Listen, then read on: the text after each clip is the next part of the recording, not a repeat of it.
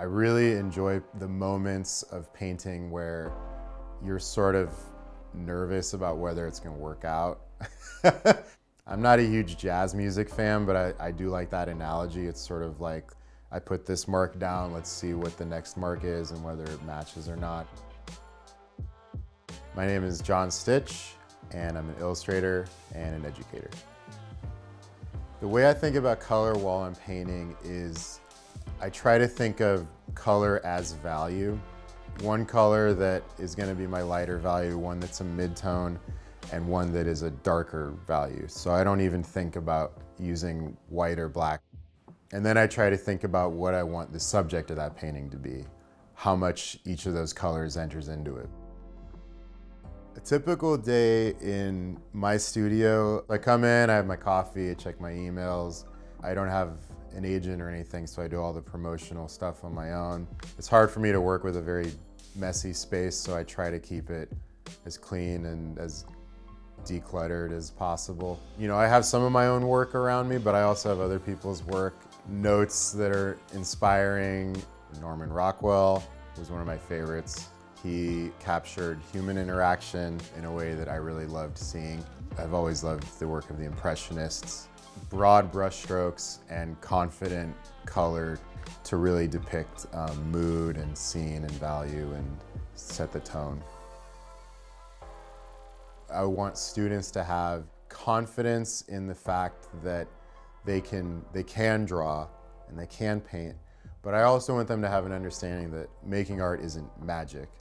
It's not just you go from A to B and then you're done. There's a lot of learning, there's a lot of work that has to be put in to make it happen. And I think when you understand that it's not magic, that's how you can see that it's possible. And when we opened it up, we knew that this was like really interesting stuff. This was really a find. There were all these photographs. And it was a great emotional break from the stress of what we just had done. And it was like a little treasure trove. He eventually gets married. He marries a woman named Sylvie Landry. These are, I believe, her belongings, and I'm pretty sure that these are her little glasses.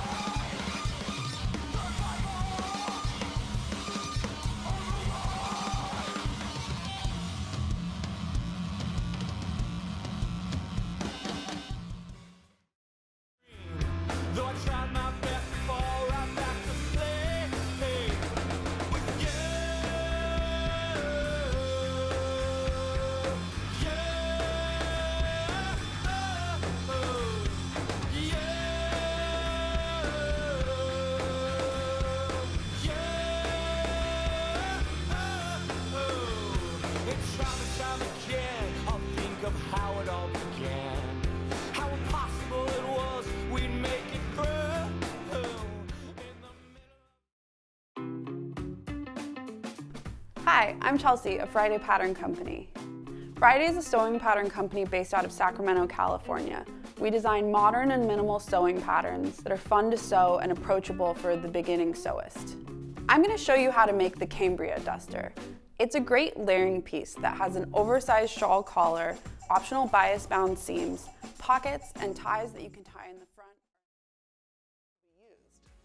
For me, switching between paper, which is very exacting and precise, and fabric and fiber, which is a little less precise, I can only have rules for so long, and then I need to let loose.